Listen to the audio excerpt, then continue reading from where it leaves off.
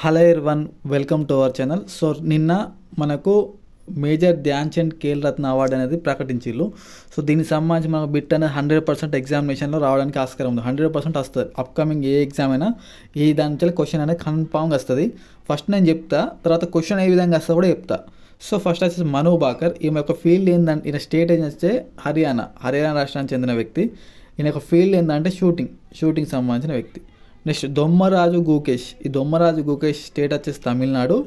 ఈమె వచ్చేసి దేనికి సంబంధించిందంటే ఈయన వచ్చేసి చెస్ అనే ప్లేకి సంబంధించి.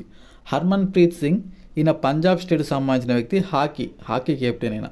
ప్రవీణ్ కుమార్, ఈయన యూపీ స్టేట్కి సంబంధించినాడు, పారా అథ్లెటిక్.